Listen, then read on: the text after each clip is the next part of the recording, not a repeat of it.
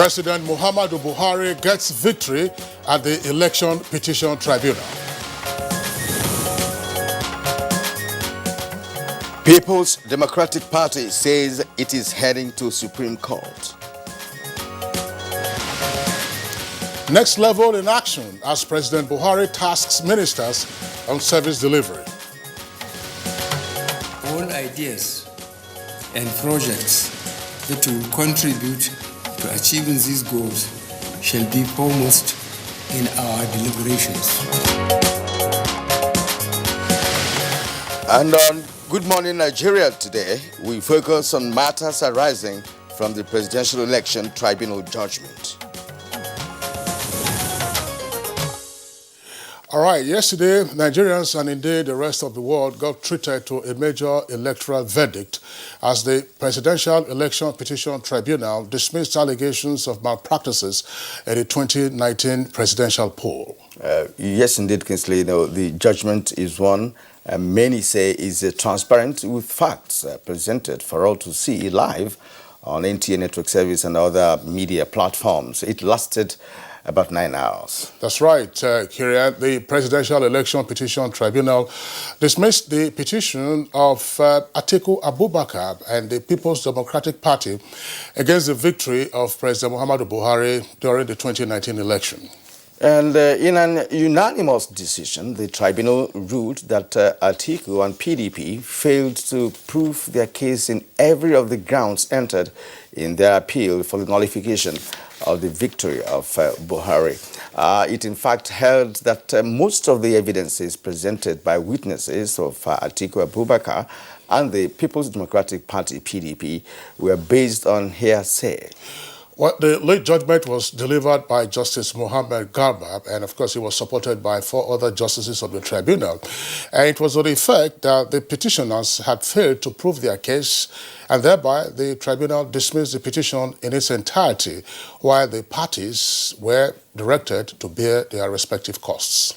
Yes, indeed. And you recall that the PDP and Alhaji Atiku Abubakar, its presidential candidate, had, among other things, challenged the educational qualification of President Muhammadu Buhari to contest the election, alleged the cases of overvoting, card reader malfunctioning, and, of course, electoral malpractices.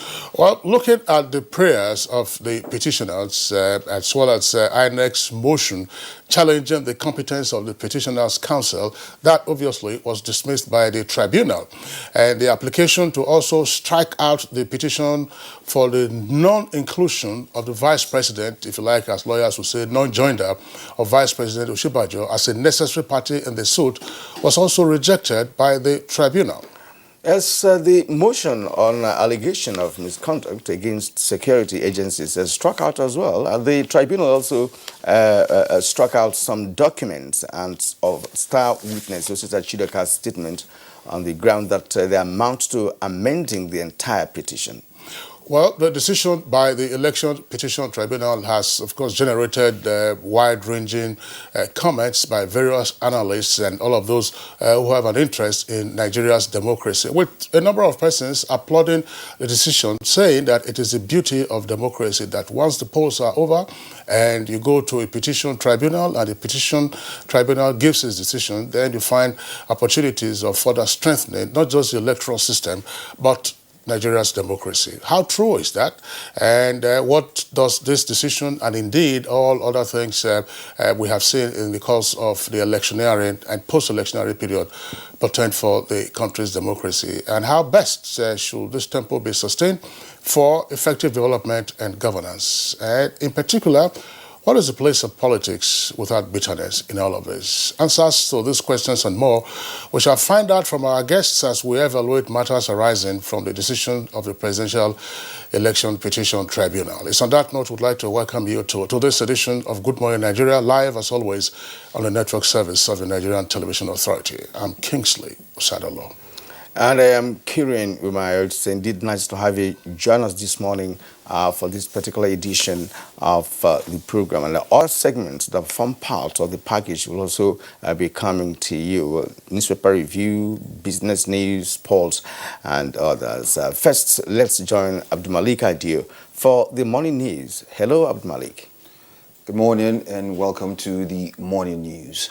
The Presidential Election Petition Tribunal has dismissed the petition filed by ATIKU Abubakar and the People's Democratic Party, PDP, challenging the February 23rd election of President Muhammadu Buhari.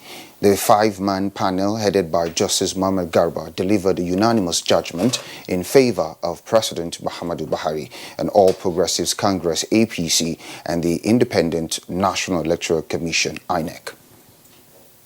The President Muhammadu Buhari has described his victory at the Presidential Election Petition Tribunal as victory for Nigerians who trooped out to overwhelmingly elect him for a second term in office. President Muhammadu Buhari dedicates the victory to God and to Nigerians as he commends the judiciary for dispensing justice without fear or favor. In a statement from the special advisor to the president on media and publicity, Femi Adesina, the president extends a hand of fellowship to those who felt aggrieved at the outcome of the election and went to court. President Muhammadu Buhari is quoted to say, "It is time for the country to move forward as a cohesive body, putting behind all bickering and potential distractions over an election in which Nigerians spoke clearly and resoundingly." End of quote. And the All Progressives Congress hails the judgment of the 2019 Presidential Election Petition Tribunal, dismissing in its entirety the petition filed by the People's Democratic Party and its presidential candidate, ATIKU Abubakar. Supporters of the party who spoke to NTA says the judgment in favor of President Muhammadu Buhari is well deserved. On all the grounds that were canvassed upon today, the tribunal found none of them worthy enough to derail the election. In fact, the tribunal dismissed in its entirety the entire petition of the PDP, so we're glad. Judgment has been delivered in our favor, and we are glad. The president that we have is a man of integrity. We all know this is a people-oriented government, and again, I would like to congratulate the president, President Muhammadu Buhari. It's a win for Nigerians, it's a win for Nigeria, and it's also a win for the president. In the meantime, the People's Democratic Party, PDP, says it is heading to the Supreme Court in the party's reaction to the ruling of the Presidential Election Petition Court. The party asks Nigerians to remain calm and not to lose hope. A judgment has been given. We have a legal team. The legal team is going to study the judgment and advise us on the next step to take. So that's why we have been here for 9 hours. Without a doubt, the next level agenda of President Muhammadu Buhari is in full flight with the maiden edition of the Executive Council meeting. The president reassures Nigerians that the next level Federal Executive Council will not fail in its responsibility of guaranteeing their safety, security, and prosperity. He made the promise while addressing members of the council ahead of their maiden meeting. The majority of Nigerians who voted for us gave us a clear mandate. A, to enhance the security of lives and property across the entire country. B, to create a diversified and inclusive economy that will bring prosperity. And the Minister of Labour and Employment, Chris Igige, says the federal government is determined to resolve the delay affecting the conclusion of negotiation on the consequential adjustment over the new national minimum wage. The government will also want to put in place a presidential committee on salaries and allowances that will be in situ and be able to take requests after this consequential adjustment. But before then, that same committee will appraise the level of work or quantum of workload, and evaluate all cadres of work and come out with salaries and allowances that will be commensurate with each. 189 Nigerians evacuated from South Africa in the face of the xenophobic attacks have arrived at Murtala Mohammed International Airport. The returnees were conveyed by Air Peace aircraft Boeing 777 and landed at about 9:35 p.m. Nigerian time, while the Minister of Foreign Affairs, Jeffrey Onyema, has commended Air Peace Airlines for the successful evacuation of the first batch of willing Nigerians from South Africa. And that's the morning news. Good Morning Nigeria continues after this break. This is to notify candidates who applied for Ahmadu Bello University and NTA TV College degree program in mass communication for 2019-2020 academic session that the post-UTME screening exercise has been scheduled to take place on Saturday, 21st September 2019. Venue, NTA TV College premises, Rayfield, Jos. Time, 9 a.m. Screening fee, 2,000 naira paid through the remitter platform in favor of NTA TV College Jos. Candidates who chose the college as second and third choices in the 2019 UTME examination scored 180 and above and willing to study at the college can also come for the exercise. Candidates who satisfy the above requirements are expected to come along with the originals of their O-level certificate, any of WAEC, NECO, or NABTEM, JAMB slip, birth certificate, indigenship certificate, and proof of payment. Direct entry candidates are expected to come along with their original diploma certificate, A-level results in addition to other credentials mentioned above. Registrar, Announcer. Mommy is ready to receive me a bundle of joy. Mommy is making my home cleaner and safer. We are Dettol sure.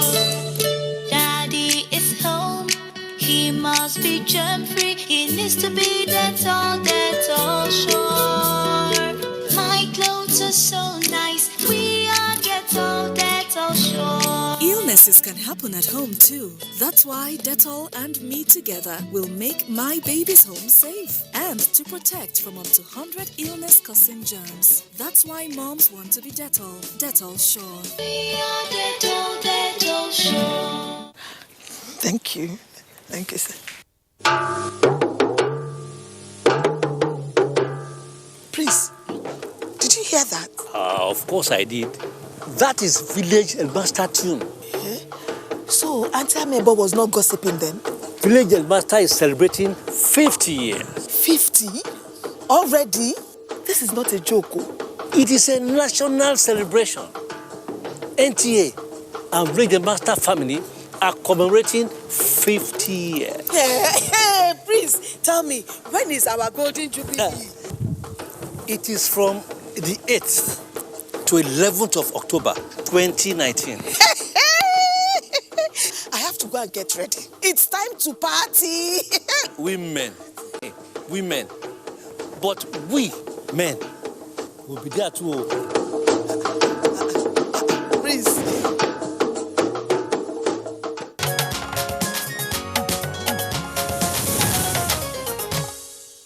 The program is Good Morning Nigeria on the network service of the NTA. Now, let's talk business. Now, Nigeria Export Processing Zone Authority strategizes on ways to bridge funding gap across economic zones as investors erase previous day loss with a gain of 51.54 billion naira on the floor of the exchange. Details of this and other financial stories with Abdul Karim Zomi. Funding gap has remained a fundamental setback to the takeoff of the economic zones across the country. In view of this, the Nigeria Export Processing Zone Authority is considering the generation of 15 megawatts from independent power sources. This is targeted at special economic zones across the country as part of incentives for the purpose of ensuring an enabling environment for exports, manufacturing, and other commercial activities, thereby creating about 350,000 direct jobs and another 1 million indirect jobs. The main funding gap we need in Calabar now is the IPP, which I say is about $45 million. When we do that, according to Calabar, everything is provided. We have the civil treatment plan, which we are yet to award. And we think that will cost us about 1 billion naira for the sewage treatment plant, and then the IPPP. So we get about 10 billion naira in Kano. I think infrastructure in Kano will be 100% completed as well. Then for the 7 new ones, the quantity surveyors which we engage, they're coming up with an in-house cost, which I'm sure in the next 3 to 4 weeks, we have an idea of the cost of providing infrastructure in these 7 secondary zones. Meanwhile, the authorities say more than 40 billion naira finance is required for the takeoff of the special economic zones across the country. In the meantime, the Central Bank of Nigeria has issued regulations for payments and collections for public and private sectors in Nigeria. This is in line with the revision of guidelines on electronic payment of salaries, pensions, suppliers, and taxes in the country, with the purpose of regulating the end-to-end electronic payment of salaries, pensions, and other remittances, as well as revenue collections. And in other business developments, the Securities and Exchange Commission, SEC, says capital markets can serve as a key catalyst for Nigeria's economic growth and development, as it offers a credible platform for obtaining long-term financing. The Acting Director General of the SEC, Ms. Mary Oduk, who stated this at a 2-day International Capital Market Conference in Lagos, noted that the implementation of the Commission's 10-year Capital Market Master Plan is already contributing to the growth and development of the Nigerian capital market, and by extension, the economy. The plan has over 100 initiatives to springboard the Nigerian capital market as one of the world's deepest and most liquid, and the largest in Africa by the year 2025. And next is the closing figures of activities on the floor of the Nigerian stock.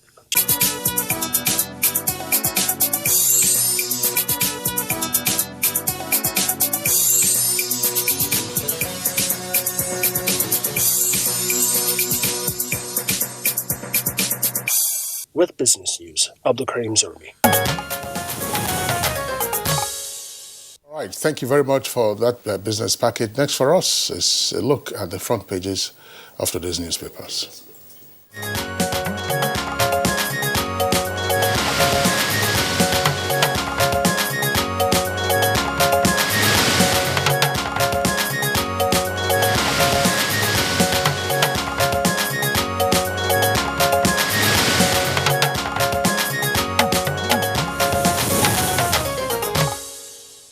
Well, let's welcome Bayo Tebi, who is here to review stories making headlines in some national dailies. Bayo, you're welcome. Good morning, Kirian. Good morning, Kingsley. Good morning, Nigeria. Okay, Bayo, good morning and welcome. Obviously, I mean, all the papers have as their lead story one common subject, and that is the verdict of the Election Petition Tribunal for the presidential election. Let's begin with the New Telegraph. New Telegraph says with a kicker, Tribunal, ATIKU has no case. Says President Buhari eminently qualified and duly elected. President, I was unruffled. APC is victory for rule of law. PDP, judgment, an assault on Nigeria's justice system. Tinubu, verdict vindicates Buhari's character and electoral victory. CUPP, that's the Conference of Political Parties, Nigerians, not ATIKU, are losers. And Lawan, and Pajabiamila, Kalu, and Governors Hill, judgment. Now, when you take a look at the front page of the New Telegraph, there is a sidebar there that appropriately illustrates or gives in highlights what the tribunal decided. Issues in favor of each of the parties.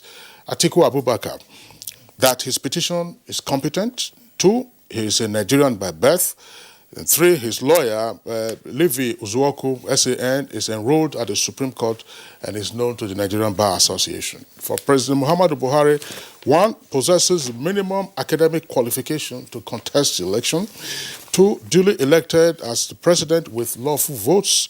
3, he did not provide false information about his academic qualification. And 4, did not need to attach any credentials to his form submitted to INEC. And 5, petitioners failed to establish a nexus between their petition and documentary evidence. As I said, that's also the lead story for Daily Trust. In this case, it's talking about the next step. So Atiku heads to Supreme Court as Buhari wins as tribunal. Yes, and the Sun newspaper also captured it. It said Buhari flaws ATIKU with some writers. Ex-VP PDP failed to discharge burden of proof over president's non-qualification, says Tribunal. President's victory good for Nigeria. Carlo, PDP, APC, Ubi, Wike, Tinubu react. And if you also go to Nigerian Pilot newspaper, is also the lead story there. Presidential election panel. ATIKU has no case. Tribunal upholds Buhari's victory. We've been vindicated, says the president. PDP, CUPP reject verdict as opposition party held to Supreme Court. And it's also on Daily Times as the lead story. Presidential poll, why Buhari flawed ATIKU, PDP at Tribunal. With two writers, Tribunal says Buhari eminently qualified to run. Ex-VP's petition lacks merit. Mixed reactions trail judgment as PDP heads to Supreme Court. So these are how the papers captured it. Yes, well, the verdict now is already known, and the verdict has been described by the spokesperson for the president as the victory for Nigerians who trooped out to overwhelmingly elect the president for a second time. Mr. Femi Adesina says that the president dedicated the victory to God and Nigerians. He says, the president said, good conscience, fear no evil report. We are now vindicated. He extended a hand of fellowship to the aggrieved who exercised their right to challenge the victory in court. It's now time for the country to move forward as one cohesive body. Meanwhile, the issues that were canvassed were 5. One was the qualification of the president to contest election. A second was an alleged lying on oath about his qualification.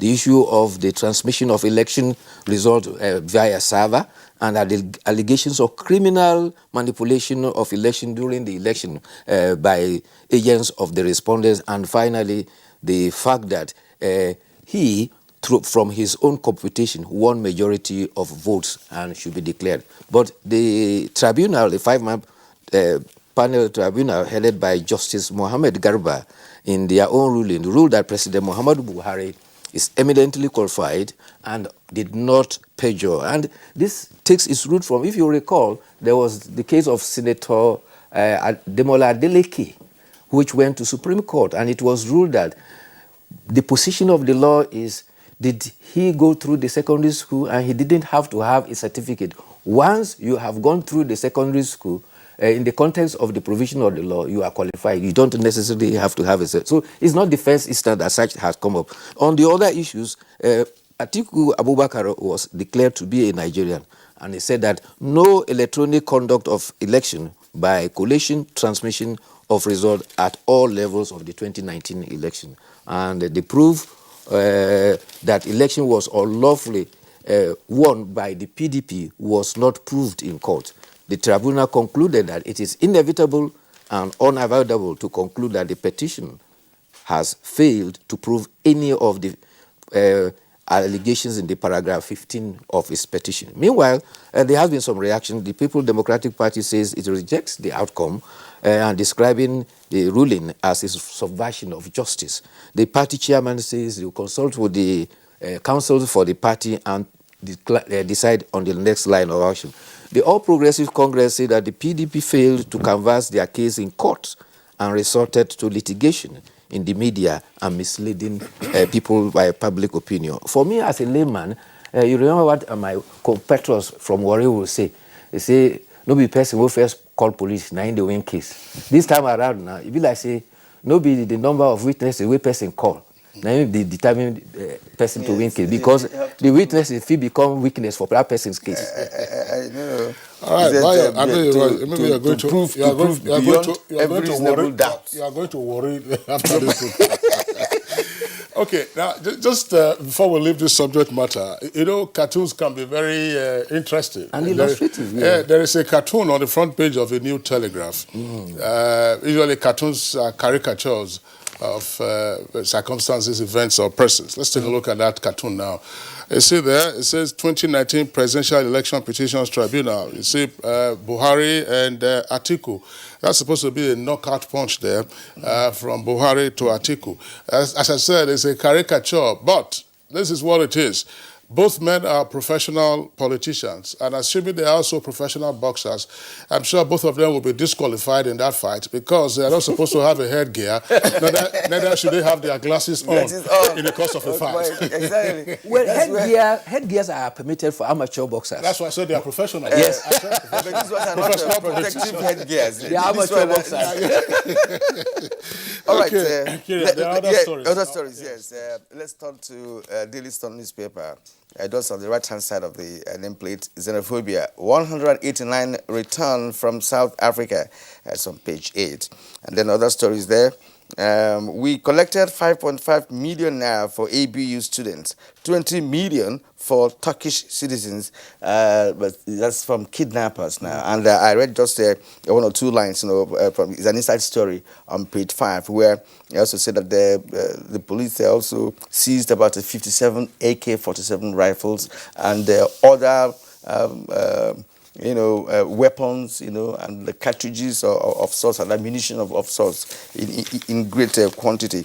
Now, bandits sack 3 communities in Niger. That's pages 4 and 5. As 7 abducted on Kaduna-Abuja highway rescued. Minimum wage, federal government to fast-track negotiations is on page 3. That's all on the listen. All right. Of course, there are 2 other very important stories, Kirian. Yes. You read one of them on the front page, but this is just before we take the stories. This is the challenge. The day a big story breaks, if you have an important story, that other important story will be drowned out by that big story. The Federal Executive Council met yesterday. Yes, and one of the stories that emerged from that meeting is here again on the front page of New Telegraph. We also have it on the front page of the Daily Trust. It says, FEC raises VAT, that's the value added tax, to 7.2%, approves 10.07 trillion naira for 2020 budget. That story again you can be found on the front page of the Daily Trust. It says federal government raises VAT to 7.2%, and the same approval there that has been given. Another headline there from the Daily Trust says South Africa, 188 Nigerians arrive Lagos, page 6, and borders will remain closed. Customs Controller General says, that's page 4. And at the foot of the front page of the New Telegraph, it says xenophobia, New Telegraph now, xenophobia, 187 Nigerians return. I'm talking about the New Telegraph.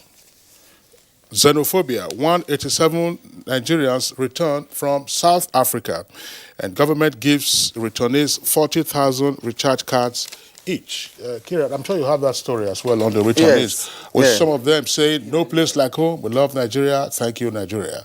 The chairman of Air Peace, Alan Onyema, hugged each of the returnees. Well, from the report, actually, the Nigerians that were supposed to be evacuated were about 239. 239 males, 83 females. But by the time they got to the airport, the South Africa immigration insisted on performing their duty. Throughout the process, they eventually cleared the number that arrived. And this number has been conflicting. Some are reporting 187, leadership reported 178, and others are reporting 179. But the fact remains that 7 of them were allegedly arrested for entering South Africa illegally. Some others were turned back because they had children that did not have the required documentation. The touching aspect of it is that when they arrived, apart from embracing the chairman, Alan Onyema, who volunteered to bring them back to the country, I was seriously enamored when I heard them singing the national anthem. And I felt touched that at least east, north, south, or west, there's always no place like home. And that will also teach a lesson to the younger generation of Nigerians, who are desirous of leaving the country, for some of them for no good reason, because if you consider the amount of money they spend in getting their documentation and traveling out of the country, it is enough to settle or to stop something doing here in Nigeria. Now, all the years they spent there, I saw one on one of the foreign media, a Mozambican, who said, look, I have lived in South Africa for 30 years, but I am leaving, for obvious reasons, what of my children and what have you. So one must consider certain factors before you take off from Nigeria to elsewhere, where you think that life is easier and better. Well, the chairman for the Diaspora Commission was there also at the airport, among the other federal agencies that received them. I'm glad to hear that they said they've been given a recharge card to enable them contact their families, but also I'm told that they'll be giving other stipends to enable them travel to link up with their families. Now, talking about the reports about kidnappers, soldiers of Operation Thunderstrike have rescued the 7 persons kidnapped at Regina over last weekend. The 7, including the 7-year-old girl, were traveling in Okin Express from Offa to Kaduna. The kidnappers were 15, and they also have been arrested. They were all dressed in military camouflage. Victim says that they had to trek for about 3 hours to reach the kidnappers' den, which was on a hilltop. He said they were kept on that rock for 5 days, day and night, rain and shine, without any food. And every day they were beaten. They were negotiating for a ransom between 10 million, which later on dropped to 2 million. They beat their victims every day. They were rescued by the Defense Headquarters team of Operation Thunderstrike on Wednesday. The commander of the team, Colonel Ibrahim Gambari, has a word for people who try to drive on the highway at night, especially on the Kaduna Express Highway. He says that it's because the kidnappers mount their illegal roadblock, that is why they are able to arrest people. And that was why Governor El-Rufai declared that there should be no roadblock on that highway. And therefore, if you are driving on the highway at night and you see any roadblock, you quickly do a detour and leave, because they are the kidnappers. On the other hand, the Police High Command also paraded kidnappers they have arrested, about 58 of them. These include those who kidnapped 3 ABU students and collected a ransom of 5.5. The others are a gang that abducted Turkish nationals in Kwara, and they were all paraded. In fact, a gang member said that he got a sum of 450,000 from his share, but his gang members actually collected 10 million, and they told him that it was 6 million they collected. So within themselves, they were already collected. There was other one too, 8 others who were suspected to be involved in kidnapping a Kaduna State lawmaker. And in all, 18 AK-47 arms, 1,233 ammunition and other armaments were recovered from them. This Operation Thunderstrike is a combination of a task force set up by the Defense Headquarters. It involves the Army, the Navy, the Police, the DSS, and all the security agencies. And so this collaboration is working effectively to nit the kidnappers' activities in the border. And this time around, they are taking the war to the kidnappers, straight to their den. And air power is actually required to do that, because when one has to trek for about 3 hours into the den of kidnappers, that's a distance, from the highway. So, and you need to use a helicopter or any available kind of air power to locate the position before you can even attack. Kiran, I mean, there's no question about what you have just said. This is not warfare, as it were, but the nature of warfare was altered dramatically with the rise of air power.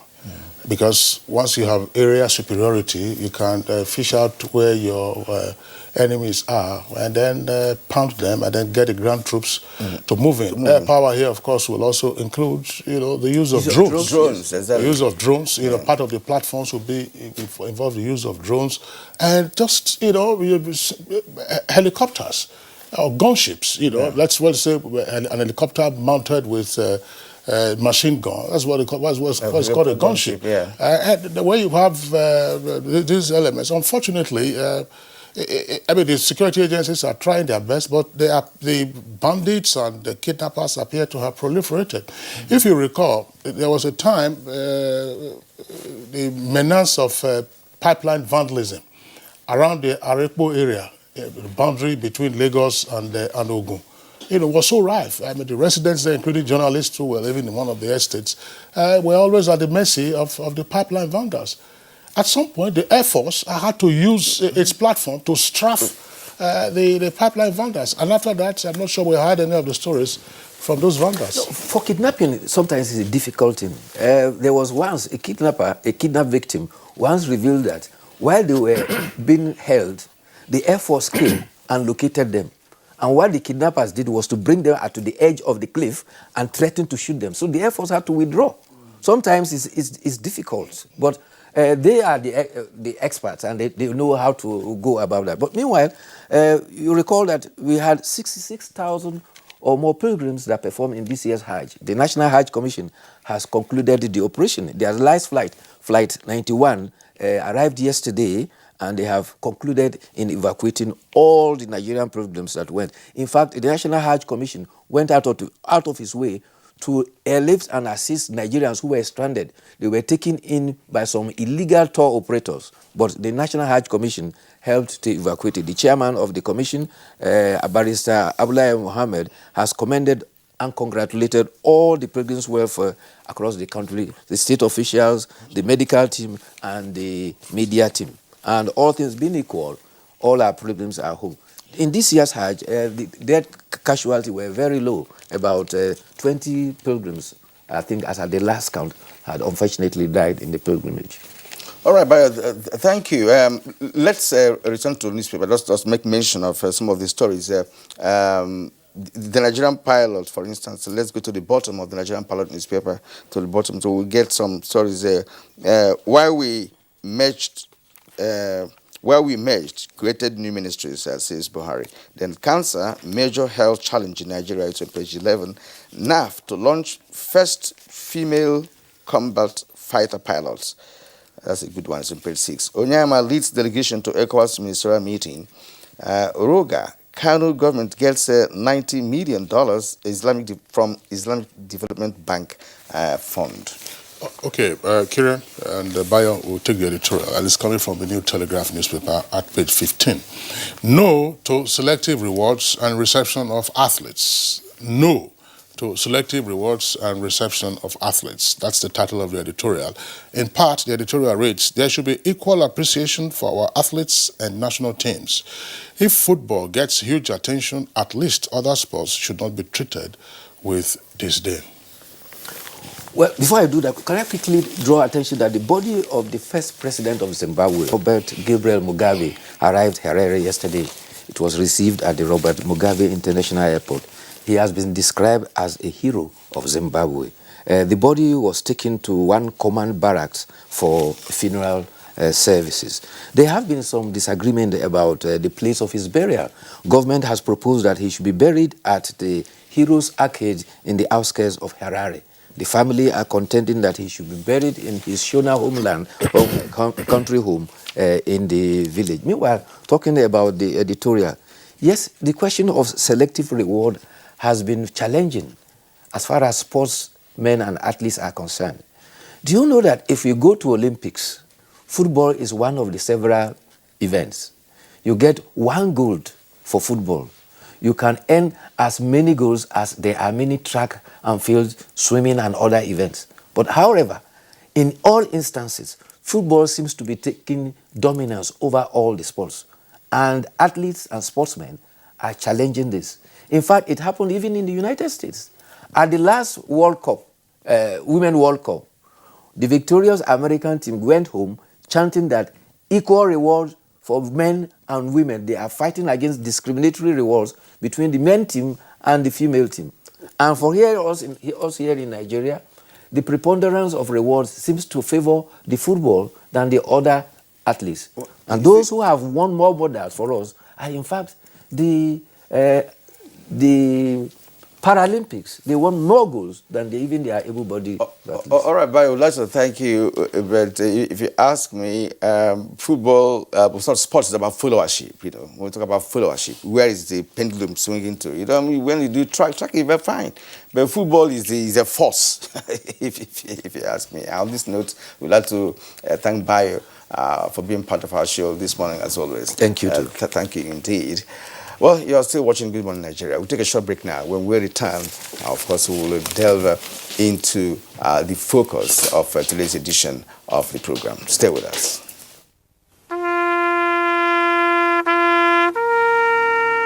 They are there at the crack of dawn. They are there busy preparing while we rise for our day. They are there silently, guarding, waiting, listening, and watching. They are there ready in the sky above and the waters below, in the blistering heat of the day, in the dead of night, willing, indefatigable, determined in the defense of the sovereignty of our country. They are our first line of defense and our last. They who have paid the ultimate price in defending us.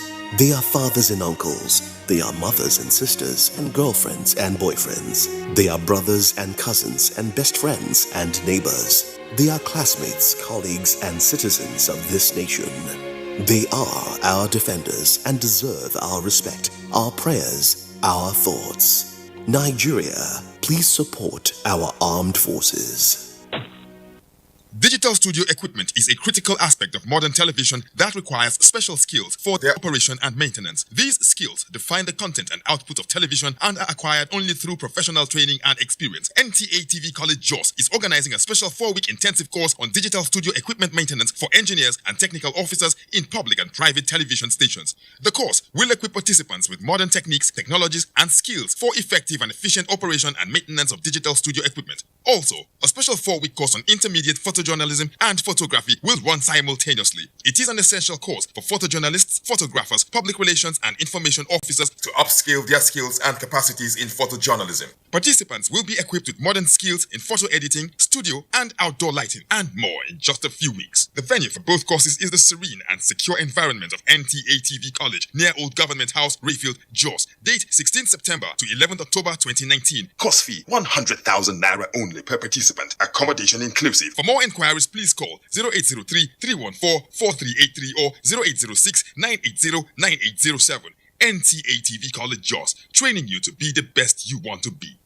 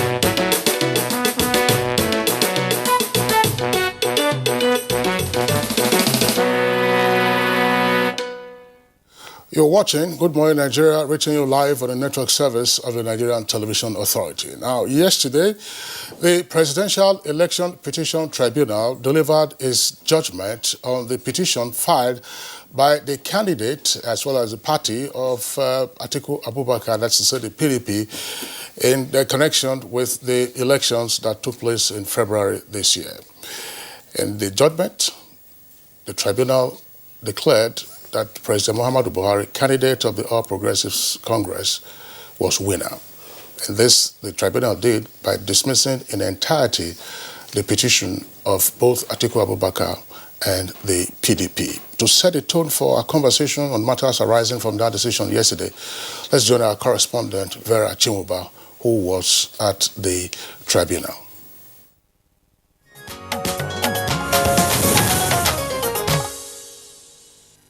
In a 9 hours painstaking judgment of the Presidential Election Court, The court first resolved all preliminary applications before delving into the substantive issues. The 5 grounds of petition include non-qualification and false information, non-election by majority of lawful vote cast, corrupt practices, and non-compliance with the Electoral Act. The court resolved all issues in favor of President Buhari, APC, and INEC. On the issue of non-qualification and false information, the court held that President Buhari is not only qualified, but eminently qualified to run for the presidency of the country, as contained in Form 199A, which showed how he obtained his WAEC certificate in 1961 with 5 credits in relevant subjects.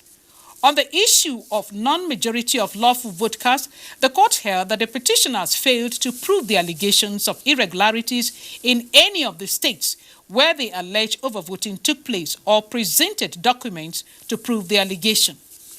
Non-compliance with the Electoral Act was also another issue raised, but the court said the Electoral Act made no provision for electronic conduct of elections, collation and transmission of results at all levels in Nigeria. The chairman of the panel, Justice Muhammad Gaba, however, commended the brilliance exhibited by the counsel in their written addresses.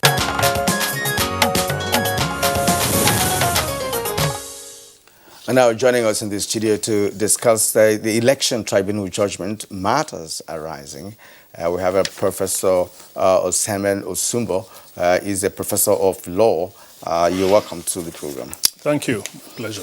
Yes, and also in Abuja studio with us is Yunus Usman.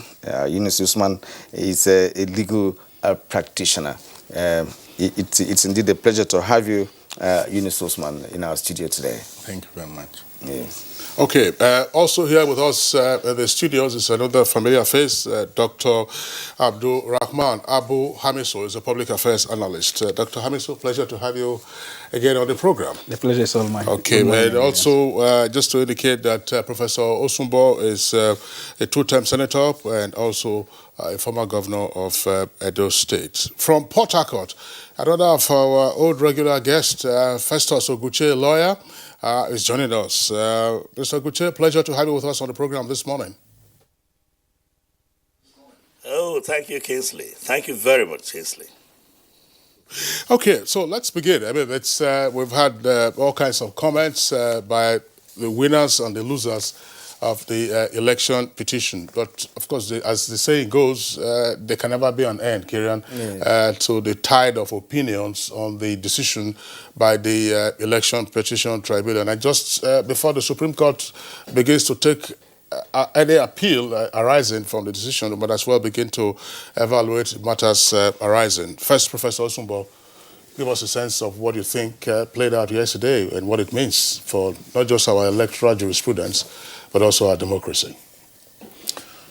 Well, thank you. I think the decision of the Presidential Election Appeals Tribunal, or court, yesterday was a reflection of a high level of diligence on the part of counsel on both sides, and perhaps even more so on the part of the judges who had it. I was very impressed by the quality and depth of the decision. Not just the lead judgment by the presiding judge, but also the concurring judgment. So where there were some gaps that needed to be further developed and addressed, the concurring judgments filled those roles. So I was quite impressed. And as you said, it's a judgment that people will continue to discuss and refer to in years to come. Okay. For me, it raised a number of key issues which we can begin to engage ourselves in as we move forward. One of them is the role of technology in our electoral system, in improving our electoral system. To what extent can we deploy technology, starting from the registration of voters to transmission and declaration of results. There are about 4 or 5 different stages that technology can be deployed. The second issue is the issue of qualification. What should be the qualification of candidates? I know, I'm aware that so many people have expressed concern once their attention was drawn to the definition of education up to school certificate level in section 318 of the Constitution.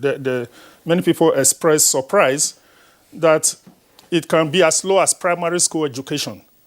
So I know that we've addressed this before, but perhaps we need to reflect, and those Nigerians who were not aware should realize what the minimum qualification is for purposes of running for public office. Another issue is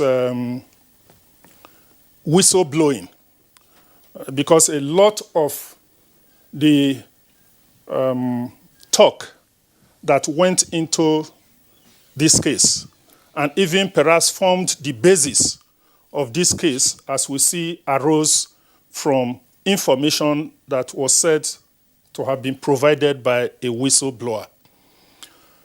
Whistleblowing in Nigeria so far has been more in the area of recovery of ill-gotten assets. Now we are seeing whistleblowing appearing in the political realm, in the electoral system. So we need to address the issue of whistleblowing more holistically in Nigeria. Yes, there's a need to protect whistleblowers, but there is also need to punish whistleblowers who abused, and there's a tendency for you to be abused unless strict penalties and checks are quickly put in place. And then lastly, the issue of the role of the media, particularly the social media, and the tendency of using the media to preempt the judgment, to second-guess what the judges are likely or are what some people expect them to pronounce as judgments. I think that is also very dangerous. It's worrisome, and the earlier we addressed it, the better. So these are about 4 or 5 key issues that I think I picked from the judgment yesterday, which we need to begin to interrogate and address more vigorously as we move forward.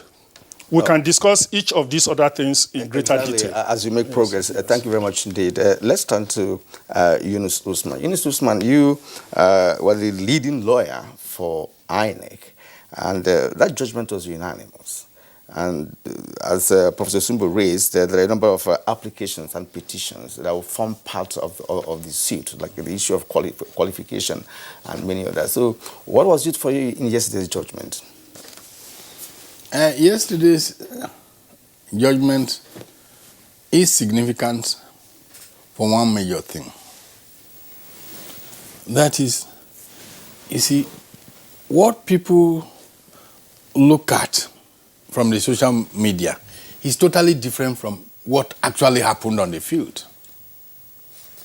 The electoral process or election cannot be won by the views of people, and most of these people particularly did not even vote. I'm sorry, some of your media houses have not been helping matters at all. And if you look at it like the issue of whistleblower, which Prof was saying, who announces election results? It's not supposed to be only the INEC chairman. Will a whistleblower be the one now to announce election results?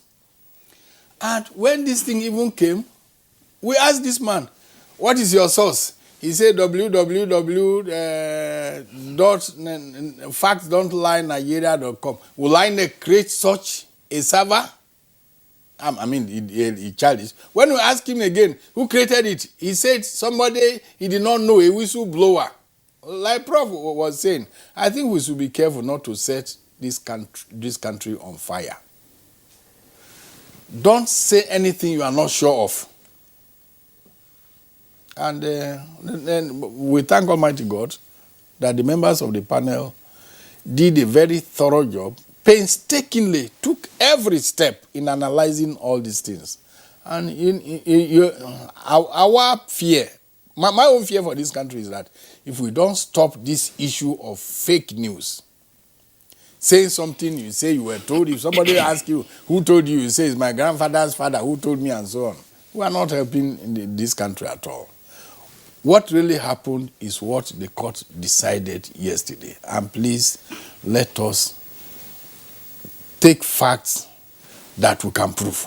Not what we cannot prove at all. They are even elementary ones. Like you say that somebody who had been a head of state before was not qualified to be a candidate for an election. And this issue of qualification, like Prof said, is a very, very fluid one. You don't even need a primary school certificate to contest for presidency of this country. Once INEC is satisfied that you can communicate in English language, you are qualified. And I think my own warning, I won't talk much because the case may go to Supreme Court. I won't talk much, but we should be careful about what we say. So far, we are not careful. And some of your news media houses are not helping matters at all. Giving judgments even before judgment. And on facts that, maybe on facts don't lie, that do not exist.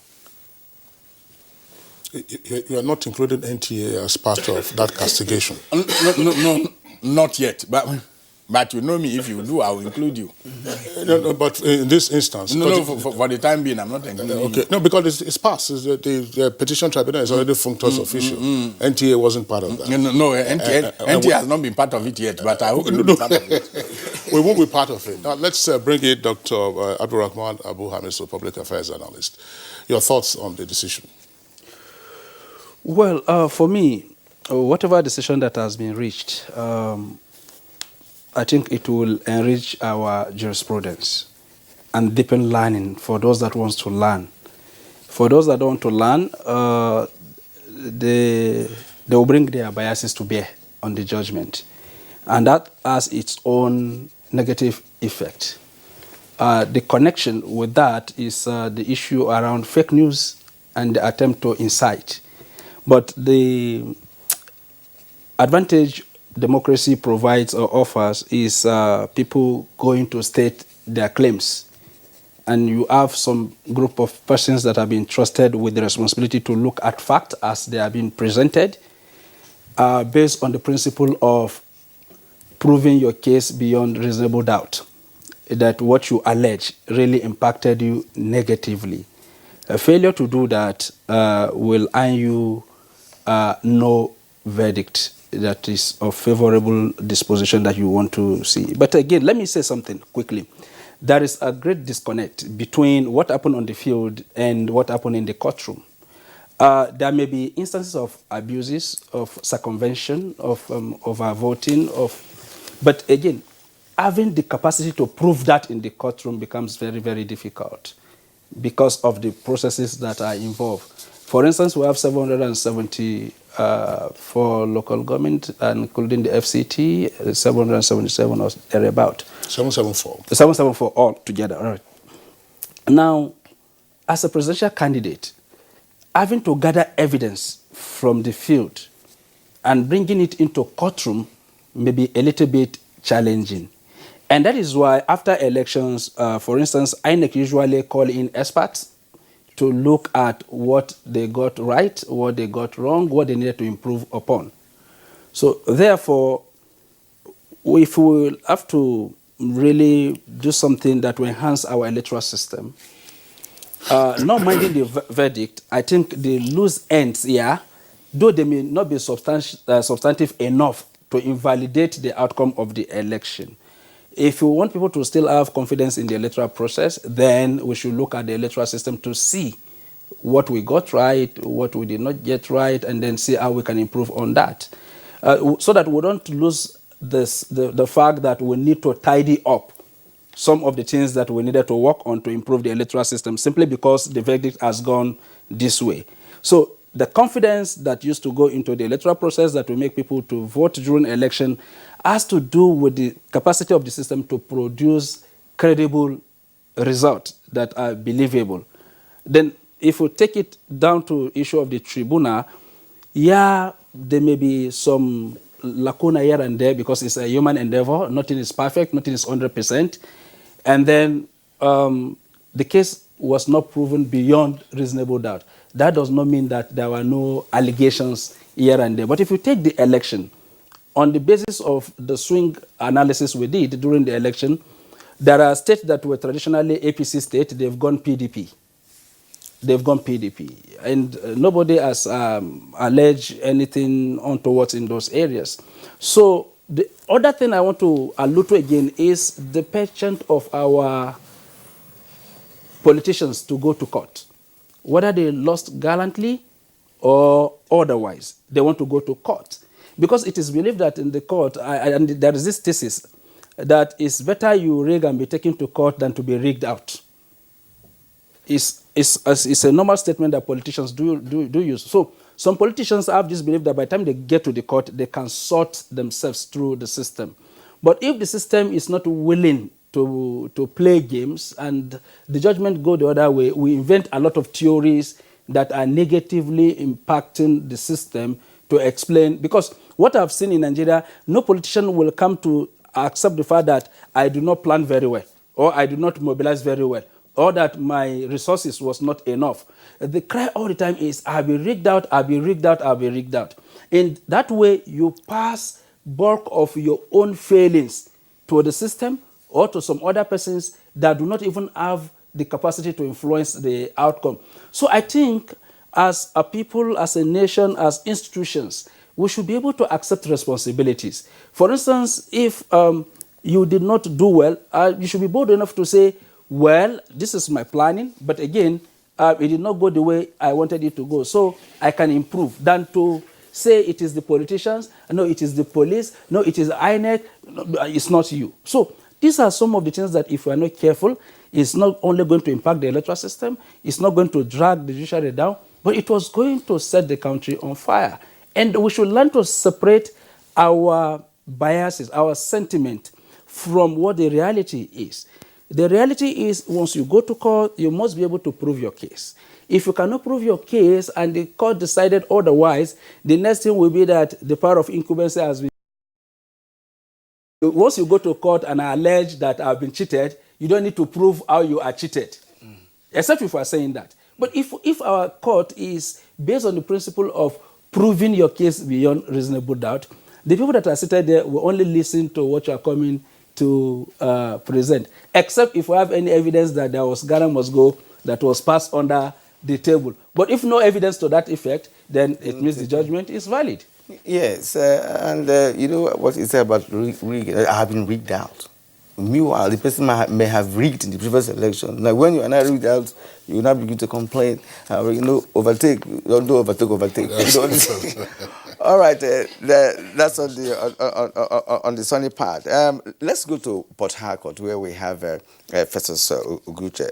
Festus, I take it that you listened to the judgment, or part of the judgment yesterday, 9 hours of analysis and deliberation. I'd like you to do an assessment of what you watched yesterday, with, of course, emphasis on some facets of the law that were applied by the 5 judges to come to a unanimous decision.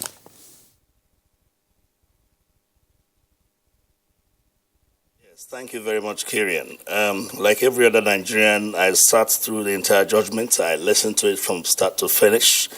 It's quite an impressive judgment. The panel was very thorough in their decisions, in their sieving of evidence, evaluation of facts, and what have you. It took that long period of time because of the clumsy nature of our adjudicatory system, electoral adjudicatory system. You see all manner of applications that shouldn't be there, challenging the lawyer's name, whether the name is the person who was called to the bar, who should have filed or who should have brought evidence. There's another one asking that the matter be struck out because the national identity scheme provision was not followed, and the ID number of under the national identity scheme is presented before the court. There's another one challenging the competency of the nationality of the petitioner, which some of them I think I will not use the word frivolous, but I think they are totally unnecessary. It is so because our adjudicatory system has not advanced from what it used to be from the 60s till this day, and that's apparently why the court is making reference to cases like Akin against Amobori and Jim Wobuda against Ono and all those cases. The adjudicatory system in elections have advanced beyond this stage, and this we have to take a very proper look at. I have some issues concerning the ascription of evidence, the extent to which probative value can be given to evidence before an electoral adjudication body. I think these issues can be resolved at the Supreme Court if the matter goes to the Supreme Court at the end of the day. There's also some issues relating to criminal allegations which are contained in the petition and which the court discountenanced on the basis that those parties were not joined. I don't think allegations in election petitions are strictly for the purposes of the individuals involved or the agencies involved. It is also for the purposes of ascertaining the credibility of the polls. This we should look at properly. We also look at the issue of the affidavits and all that. Well, the court took its time, painstaking efforts to read out the constitution, provisions of the constitution on the qualifications of a candidate for an election, went into reading out what qualification actually is under the law, what is meant by a qualification. There are other options, but I think I'm not very comfortable with the way that evidence is evaluated, in spite of the fact that it is very, very clear that by the provisions of the law which are read out, by the options that are available, the ability to read and write qualifies anybody eminently to contest for a presidential election. But I think that aspect of evaluation of that evidence involving the swearing of an affidavit, the non-attachment of the certificates to the document could breed very wrong precedents, and we have to be very careful here. What is important as far as I'm concerned is that our electoral system must go beyond the current state of affairs. And why we are here, it is still the way it is simply because there hasn't been reforms. Our very dear President Yaradua proposed reforms, constituted the Justice Ways Commission, and they came out with very beautiful reforms, which, as far as I'm concerned, is a roadmap to the conduct of free, fair, credible elections and for electoral adjudication system that's acceptable and credible. These things were thrown at the back door. Those years, the very people who are complaining now were the people who stopped that process from getting there. Because I think to a large extent that there are principles of electoral justice which we have thrown away. Because if you look at the Accra Declaration on the principles of electoral justice, it's very, very clear and unambiguous to the effect that the primary purpose of every electoral adjudication is who scored the highest number of votes.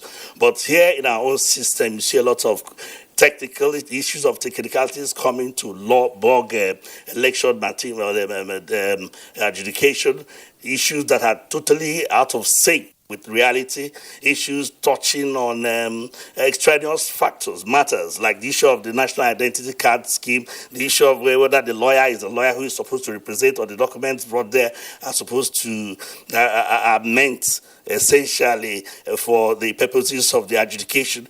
Those issues are totally out of sync with the reality of electoral adjudication in the 21st century world. We have gone beyond that, and I think there's serious need for reforms in our electoral system.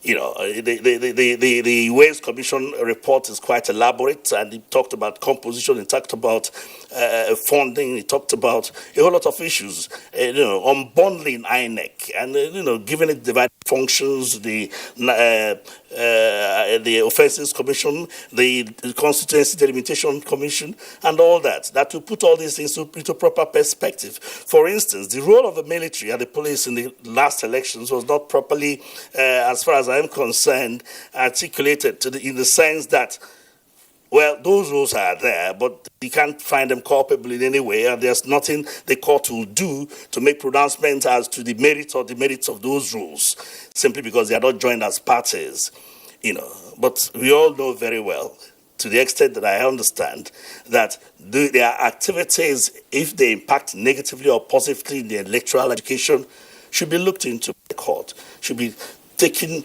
proper cognizance of by the court. And to that extent, I think that there's serious need for us to come together to agree that there's proper imperative for the reform, both of the electoral process. Of course, if you bring reformations in the electoral process, it will impact on the judicial adjudicatory system in terms of our elections. And that's my point. All right. Thank you very much, Festus Oguche, for the very valuable points that you have raised, of course, along with the other issues that our guests in the Abuja studios here have also raised. One point that I would like us to follow through is, of course, in direct response to what Oguche said, which will appear to be contrary to the earlier position of Professor Osumbo. Professor Osumbo, you extolled the council in the petition. Here we are. Oguche is saying, look, when you evaluate some of the applications and motions, they seem to have been unnecessary. I mean, the tribunal spent almost 3.5 hours dealing with preliminary issues, and some of those preliminary issues included whether or not a counsel was duly enrolled at the Supreme Court as a solicitor and advocate, whether the petitioner was a Cameroonian or a Nigerian, or whether the vice president or that the petitioner will fail because there was no joinder of the vice president. I mean, some persons have been saying that, in their layman's perspective, that these are fairly elementary issues over which the court's time shouldn't have been wasted. Prof. Well, as has been said, this is a human process, and there's no human process or system that is perfect. So if anybody, I didn't score the verdict 100%. So if there were lapses here and there, it's to be expected, because that is part of every human system. But the clarification I want to make here at this point is that, and the judges always say this, even yesterday it was emphasized, that election petition matters are sui generis, meaning that they are of a special kind, of a special nature. What that means is that himself or his counsel, it is proper to inquire whether the person who has signed it, the signature there, is really a qualified legal practitioner. That is not frivolous. It is a requirement. It's one of the fundamental things. Before the matter can even be heard by the court, it has to be properly before the court. And to be properly before the court, it has to be signed either by the petitioner himself or his counsel, who must be a qualified legal practitioner, and there must be no doubt at all. So until the doubt was clarified by the court yesterday, the doubt remained as to whether the person who signed it is the one whose name appears on the roll of legal practitioners in Nigeria. It is not frivolous. And so many other things that people talk about. The case established that it was not necessary for that the affidavit that was deposed to by Mr. President didn't complied with Section 31 of the Electoral Act.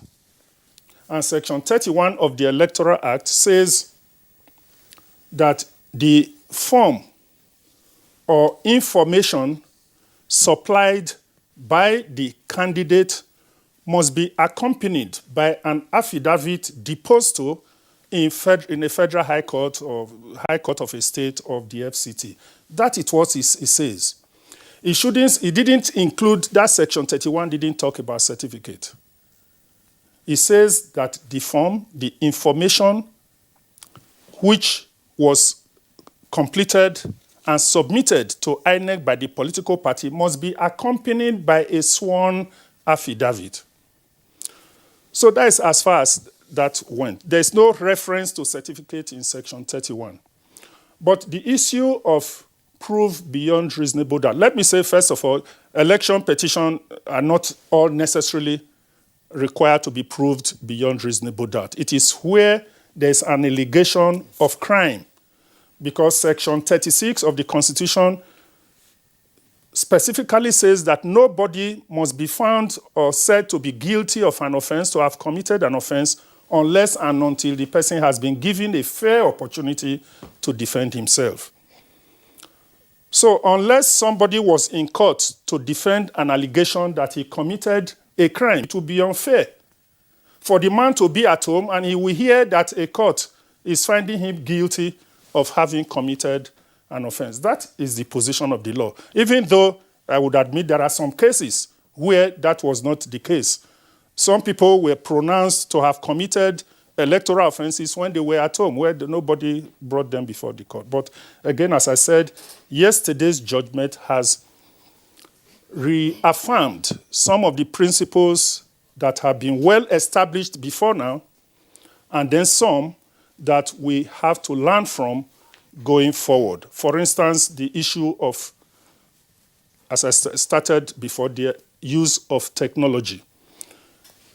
There is the technology is deployed in voter registration. That has been accepted. It wasn't always so. It was in the Electoral Act of 2006 that for the first time allowed electronic registration.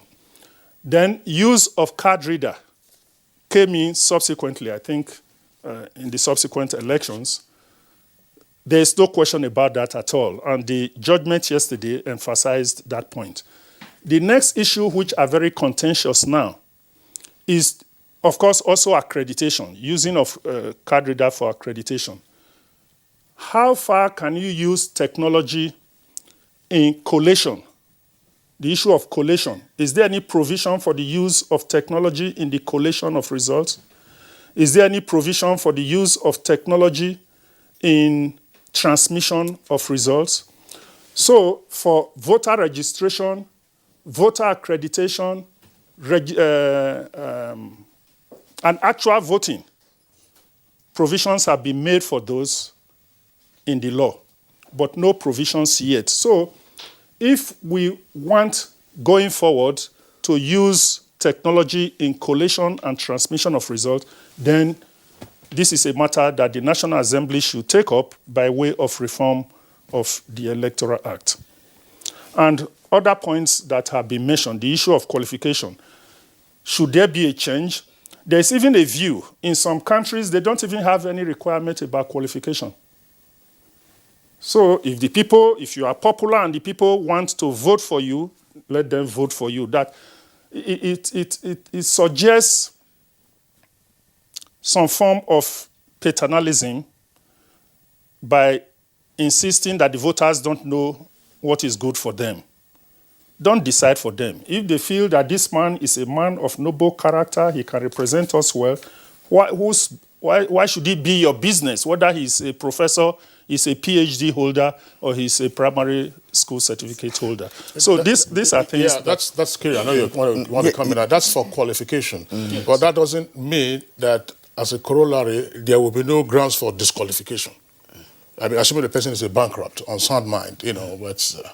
Exactly. Yeah, that's exactly. Right. With respect to educational qualification, which is really the issue before us. That's right. Yes, gentlemen, very important discussion we're having this morning. And I want to return to what some of the issues Festus Oguche raised with respect to some, maybe laymen like us, we call it distractions in the court, but bringing in frivolous cases like that of educational qualification of President Muhammad Buhari, who has been involved in elections in this country over the years, who has been head of state and all of that. You're bringing it into adding it to a major suit for determining election the election results, you know, and the other ones of that Uzoku was not registered. Does it require a court to know whether Uzoku is registered or not? Don't they have a data of those who are registered to practice in the court? So these are some of the issues Oguche raised. And I'm coming to Yunus Usman, you know, who happens to be a senior advocate of Nigeria.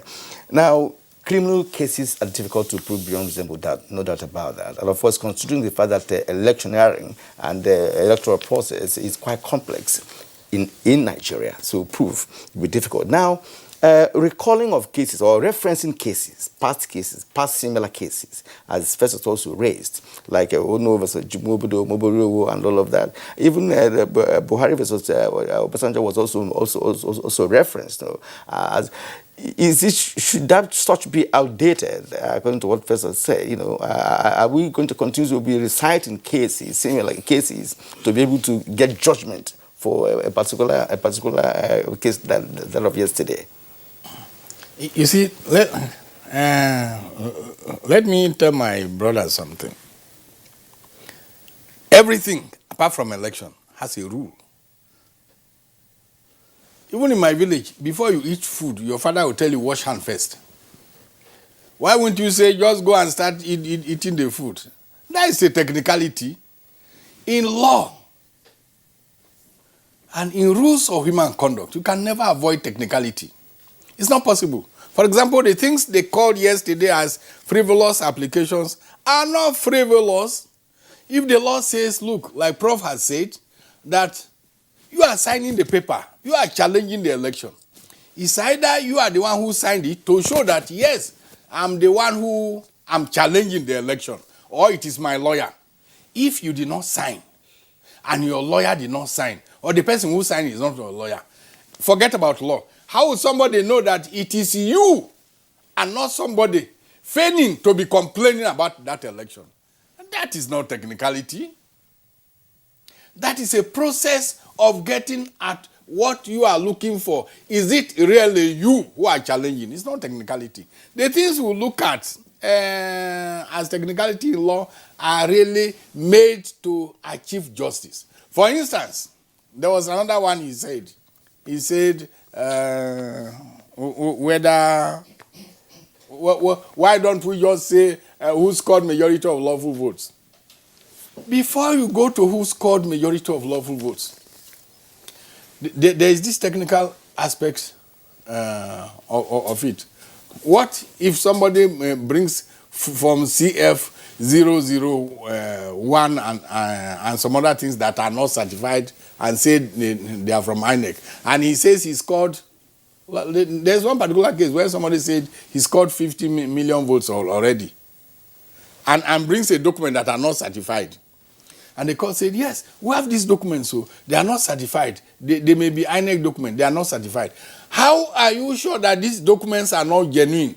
Then the lawyer will say, look, you cannot admit these documents because they are not certified. And then you will say it's technicality. No, you are trying to know whether these documents are not fake, whether they are genuine. So technicality is part of human endeavor, not law alone. And the aim is to achieve justice.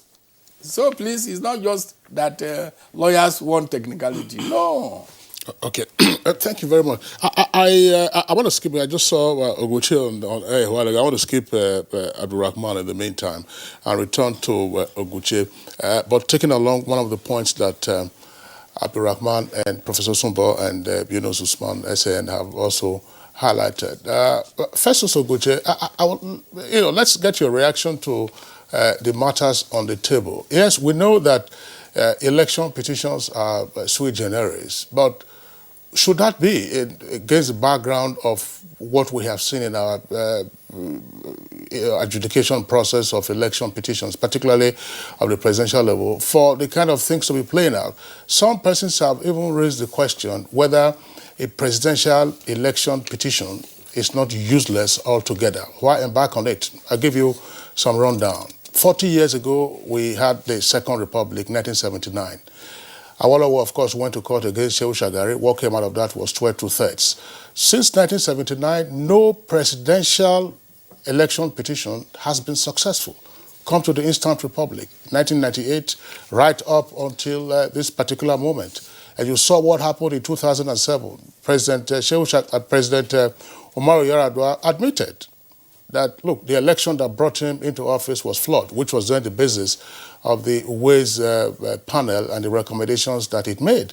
But if you read the Supreme Court decision on that petition, or the appeal arising from that petition, Justice Nikki Toby and several others, you will see, how the judiciary itself tried to manage it. But still, neither ATIKU nor BUHARI, who were petitioners in that election, appellants, neither of them got victory. So the question is, considering, one, the standard of proof, 774 local government areas, for you to prove, and the burden of proof, if you say that there have been crimes or offenses committed, whether rigging or otherwise, how do you go about this? And as the tribunal also heard yesterday, look, if you say that the security agencies have been involved, they also should be joined out. Whom are you going to join in those particular instances? Does that make useless the petition against a victor in a presidential election?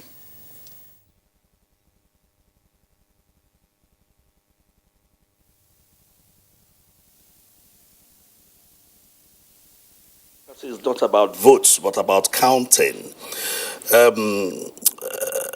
Like I said earlier, elections in Africa has been dogged with much controversy, specifically the post-election adjudicatory process, which has always been interfered with one way or the other, except in a few cases like we had in Kenya some couple of years ago or last year, where they annulled the presidential election.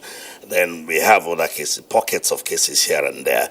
And this goes to establish the fact that the institutions are very, very weak, extremely weak. And there hasn't been much advancement in the domestic forum of each of these countries to connect with the international standards for elections. Recall that we have an African Union Declaration on the principles governing democratic elections in Africa.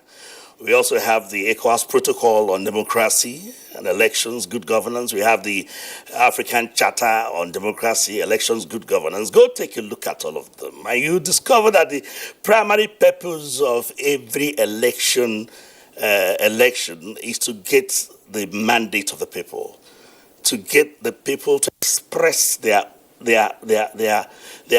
fundamental rights of determining or participating in the process, either directly or by their own elected representatives.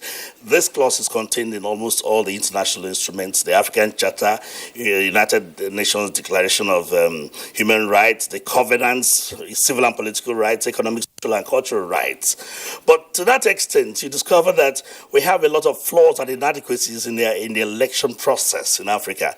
Not just the election process alone, but because the process is flawed in most cases, the adjudication, the post-election adjudication is always premeditated.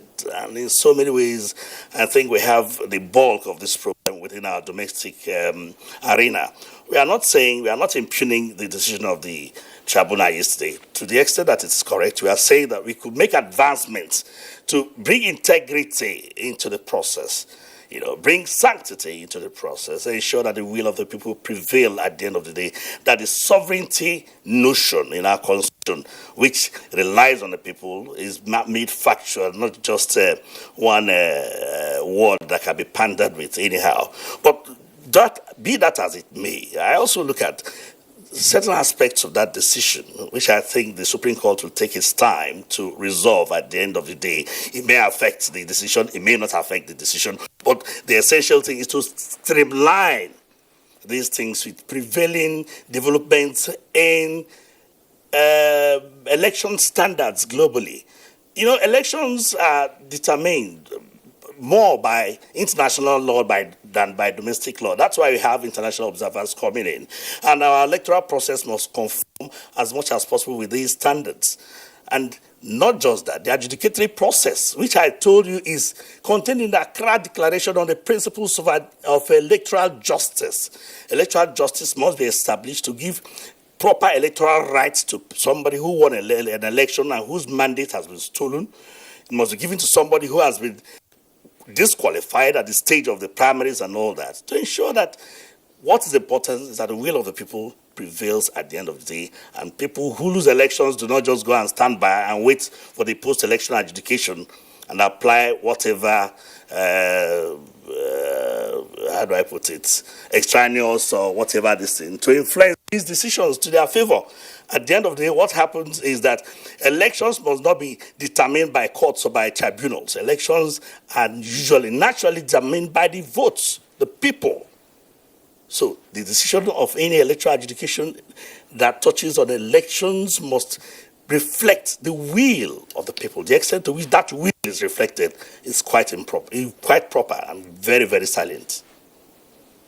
Thank you indeed. We will return to you in the course of the program. For now, we're going to take a short break, but it's important to also raise, recall some of the issues that we've raised in this conversation. The question Kingsley raised shortly, for me, is quite apt, because since 1979, there has never been a petitioner, somebody petitioning against a president, after an election that has ever won the case. It's becoming a recurring decimal. Are there lacunas in our electoral laws, or is it in the practice of the law? Is it in the judgment pattern of the law, and all of that? We'll return to that, after this short break. Stay with us. We'll be right back. It is here again.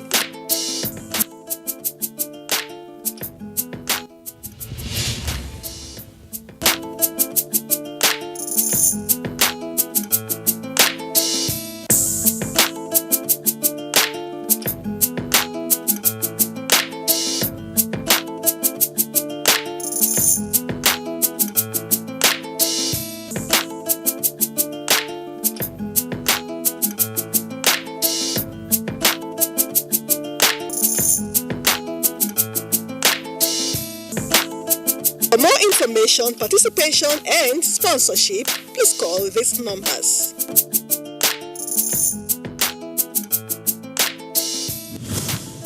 ATIKU, promoting learning.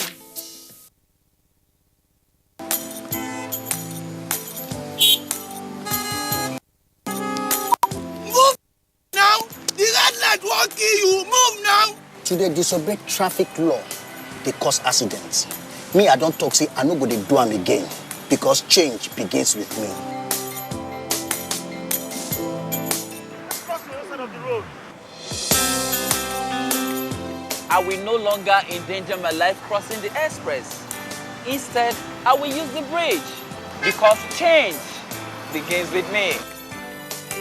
Oga driver, stop this bus now, won't come down.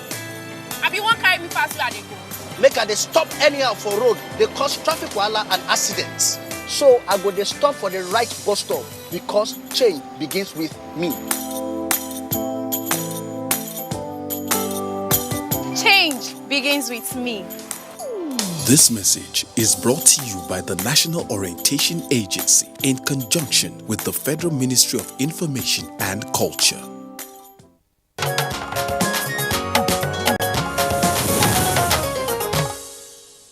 All right, thank you for staying with us. Now, Abdulrahman Abu Hamisu, let's bring you in here. You listened to Buche. I've also listened to other guests this morning. And before the break, I was making reference to the fact that, in the history of our country, there's never been a time when a petitioner in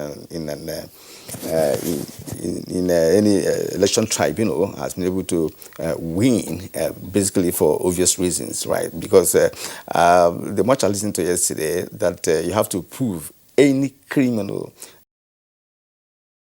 I listened to Festus Obuche, and he was raising some issues, and he didn't even tell us the how. For instance, he said we need to bring integrity into the electoral process. How?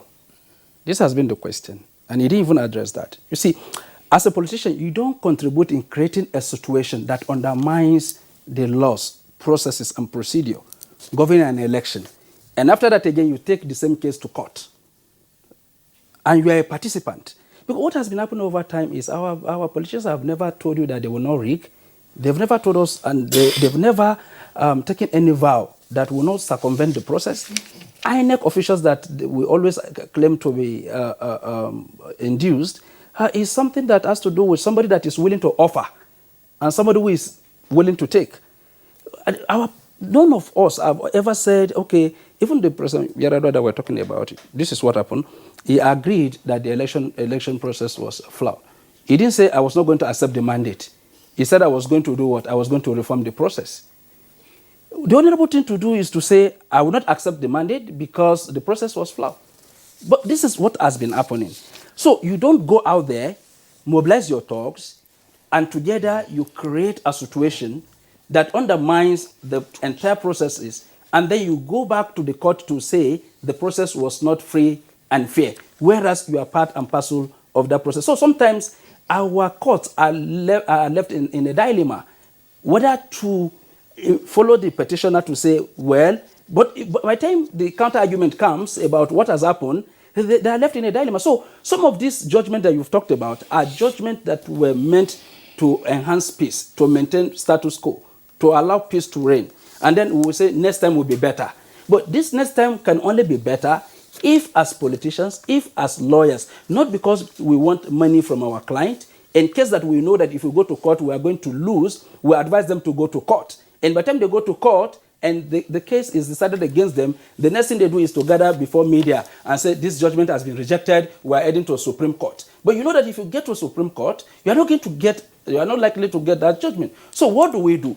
All we need to do is to advise our client to say, look, this thing is not going to lead us anywhere. And that is why in some places, even in the United States, the Al Gore-Bush saga, we know what would have come out of it if they've gone to court. But for the sake of national interest, well, the problem in Nigeria is... They went to the Supreme Court.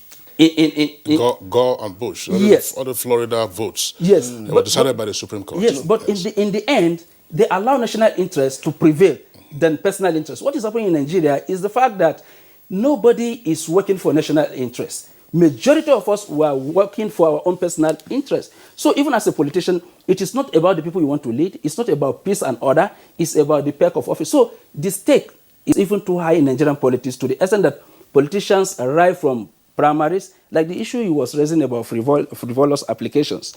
Now, if you look at two things, one is to achieve, if you take it from both ends. Let me cite one case. From the end of President Muhammadu Buhari's theme, the issue of ATIKU is not a Nigerian was meant, if that has scaled to disqualify ATIKU that is not even qualified in the first place to contest, not to even challenge the outcome of the election. If you pick the issue of the certificate, if you cannot prove that the criminal issues we brought to the court will be enough to nullify the election and make the country to go into another set of election, then we should get the president disqualified through, he's not qualified, he cannot present certificate. So if you look at the case in itself, it was a battle to ensure that either we win and retain the mandate that was given to us, or that we get that very particular victory nullified. So the fight was whether to, ensure that the candidates are in a better position. One, the president is qualified, right? And that he participated in the election. And whatever is the outcome of the verdict, that he maintains whatever comes out of it, and which is the victory. Then on the part of ATIKU, the lawyers on this end said it's not from Nigeria, it's from Cameroon, which means it's not. So at the end of it all, it's a win-win situation. That is the point he was making, where they said the president is eminently qualified. But to the people from the other side, it is a bad news to them. And from this end again, they said, ATIKU is qualified to aspire because he's a Nigerian. To this end, it's a bad news because we don't want him to maintain that stand and challenge the election. So when he said the entire application process, affidavit and the rest is meant to give justice, you could see that balance is coming out right away. The other end is ATIKU has achieved a victory. The victory is that it's a citizen of Nigeria. So not that it's not qualified to challenge this election. He can equally, if he's alive, he can participate in the next election, which is a victory. That case has been settled. President Muhammadu Buhari's issue of certificate has been put to rest. That is a victory to the camp of President Muhammadu Buhari. So the entire application process, it may look frivolous to some persons, but again, it is meant to enhance the process. Coming to issue of not winning, or not being able to win against an incumbent. I tell you, right from independent to this date, or right from when we started Governance Order 1979, you mentioned, majority of the cases that have been decided at the Supreme Court, we've all agreed that it is very difficult to prove your case beyond reasonable doubt, considering the complexity of Nigeria, the terrain, the challenges. Now, it is just to maintain law and order. Okay, thank you. I just wanted to make reference to the Al Gore-Bush issue that you raised, whether there is a provision of such in Nigeria, because when he went to Supreme Court, the Supreme Court advised Al Gore he said, look, for the interest of the nation, because he wanted to recount, of the Florida votes, right? And the court said, look, America first. Yes. America first. And the case ended there. And God didn't go further. He had nowhere else to go. But it was also a split decision. It was a split decision. And up to today, I mean, that's 19 years later. The jurisprudence of Bush and Al Gore, continues to generate a great deal of controversy in academic circles. Kirian, there are still some issues, of course. We say matters arising from the decision of the Presidential Election Petition Tribunal. We want to give opportunity now to our viewers to also air their views. And we have a number of twists. We'll quickly go through some of them and then return to our guests for the remainder of the time. Omogbala Babs, I only looked at it from the verdict angle, 5-mile panel, no dissenting opinion, not even one. I followed every case I followed the decision from the word go. I watched, I listened to the reasons backed up by the presidents in the decisions. So I wondered what locus I would make this. I wonder what issues would make the Supreme Court upturn the verdict. Okay, Law Alpha C, I saw it coming that the tribunal would through this line of reasoning. The incontestable fact is that most Nigerians actually voted for President Buhari. So introducing insignificant and miniature reasons to turn the tide will not see the light of the day.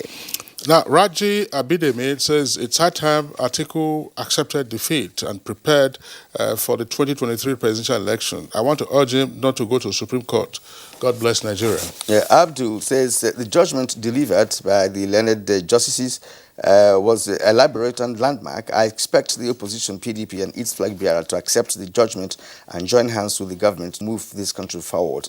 We have a lot of problems facing the country, needing urgent attention. Now, Vic's master, I highly commend the panel of justices for meticulously reviewing and addressing the 5-count charges against Buhari.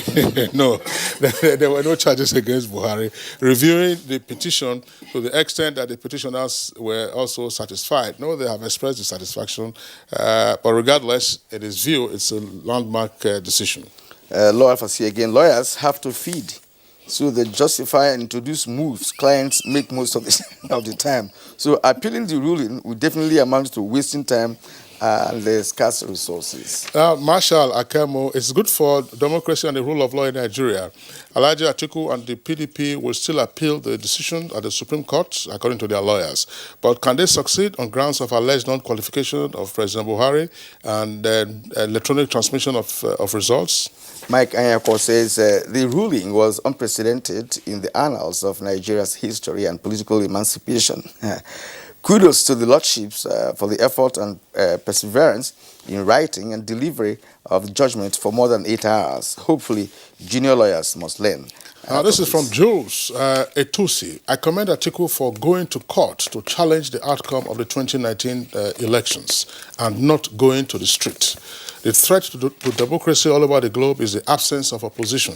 I urge the president to fulfill his part of the social contract to Nigerians. Amarachi Namane, it's now affirmed by a court order that Buhari has a genuine certificate and Atiku is a Nigerian. People should stop fighting over them.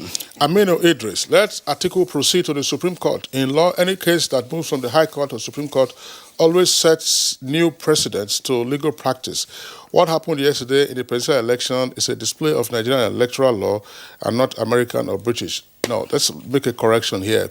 Says that in law, any case that moves from High Court to Supreme Court always sets new precedents to legal practice. If the case doesn't go beyond the Court of Appeal, and it's not appealed, that's to say it's not appealed from the Supreme to the Supreme Court, that represents the precedent on the law. Well, what that's new? That's the principle of stare decisis. What new? A layman like us will be expecting when, of course, you have to reference other similar cases in the past, even 40, 50 years ago, and to come up with a judgment of a present case. So, no, that's relevant. That's part of the precedents you rely on. It's part of our legal system. Okay. Especially, you always talk about lacuna.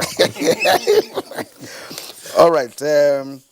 Where do we go now? August says, it is clear from the analysis the judge made while reading the briefs that ATIKU had no case to prove. I am very happy about the outcome. Now, Amagbola, again, the winner should be magnanimous by extending the hand of fellowship to the opposition. The real dividends of democracy must be consolidated so that 50 million Nigerians who trooped out to vote for the APC as well as other Nigerians can enjoy democratic deliverables. And finally, Ahmed Mohammed, he said the verdict given by the court was long overdue. ATIKU was only trying to remain relevant and divert the attention of this government from focusing on important matters. But deep inside, he knows he didn't win the 2019 election. Well, of course, the matter has been tested now at the court of first instance, which is the tribunal, and the verdict has been given. Just one issue, very quickly. I know it's a bit tight now for us to resolve this. We keep hearing, and I mean, for lawyers and for non-lawyers, this is the issue, that there is a mechanistic view that election litigation is sui generis. It is unique, it has its own way, but the question then must arise, considering the onerous burden that a petitioner faces, particularly where the constituency of the election is so wide, such as a presidential election. What is the purpose of election adjudication? What is electoral justice? Professor Sumbo. Well, first, let me say that we are talking about post-election adjudication. And for me, that is better than to be talking about post-election violence. That's true. So it is good that we have this opportunity, this window of going to court instead of going to the streets and killing and burning and maiming. And to that extent, I also want to commend the petitioners for using the constitutionally laid down process for getting redress rather than taking the laws into their hands. It's very commendable. And it's been said that no presidential election petition has succeeded in the history of Nigeria, and therefore it may be a waste of time. I don't share that view.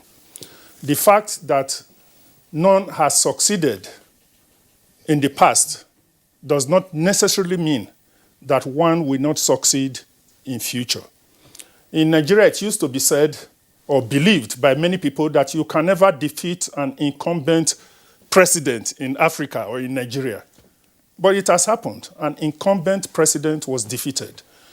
So I feel there is a possibility that in future, a petitioner in a presidential election petition can succeed. But I agree with you that the burden is very onerous. It's quite huge.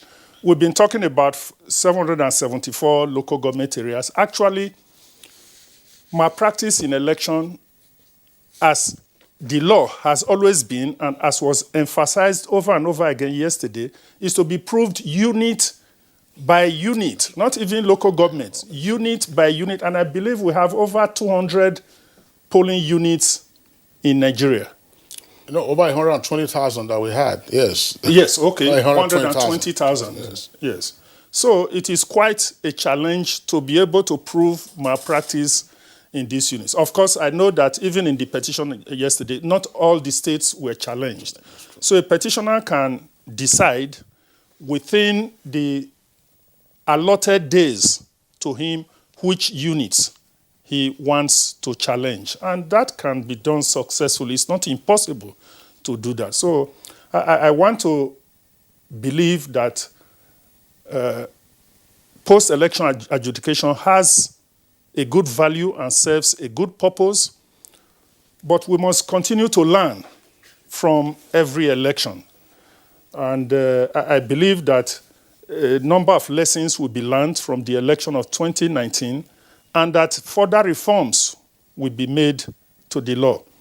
I don't want us to be trapped in the wise Electoral Reform Commission. Yes, there is a lot of wisdom in it, but it's not exclusive. It doesn't exclude other ideas and other initiatives from other sources.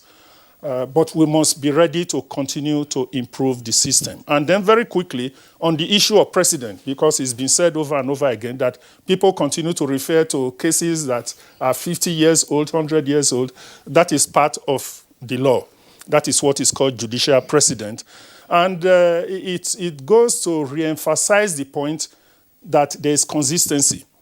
Actually, law is supposed to be a predictable science. As an undergraduate, we were trained to know that law is a predictable social science. But these days, for so many other factors, you cannot really predict what the outcome of a case will be.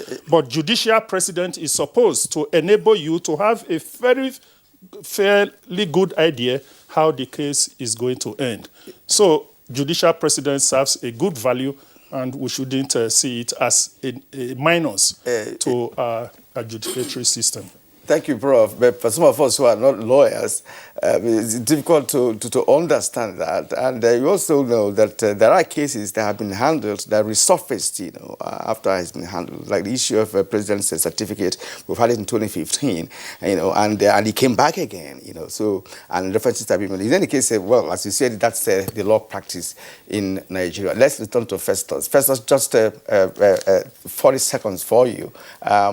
What have we learned, going forward? And are you interested in Nigeria reforming our judicial system?